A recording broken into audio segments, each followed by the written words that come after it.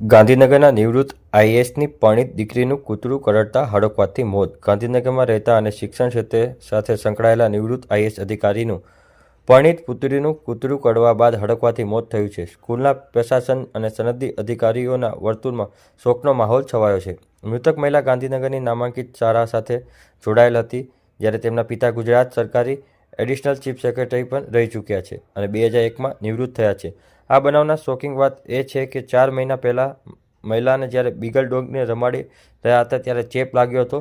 ડિસેમ્બરના અંતમાં હડકવાના લક્ષણો જણાતા 30મી ડિસેમ્બરે ભાટ સર્કલ પાસે આવેલી એક ખાનગી હોસ્પિટલમાં સારવાર માટે ખસેડાઈ હતી, જ્યાં તેનું 17મી જાન્યુઆરીએ સારવાર દરમિયાન મોત નીપજ્યું છે. અંદાજે 4 મહિના પહેલા ગાંધીનગરની શાળા સાથે મહિલા જોડાયેલી છે. તે જ શાળાના સ્ટાફ પાસે રહેલા બીગલ બ્રીડના ડોગને રમાડી રહ્યા હતા ત્યારે કરડ્યું હતું. પોતાના ઘરે પણ પાલતુ ડોગ હોય અને આ ઘટના સામાન્ય ગણી હતી અને રેબિસ રસી લેવાનું પણ ટાળ્યું હોવાનું પણ જાણવા મળ્યું છે.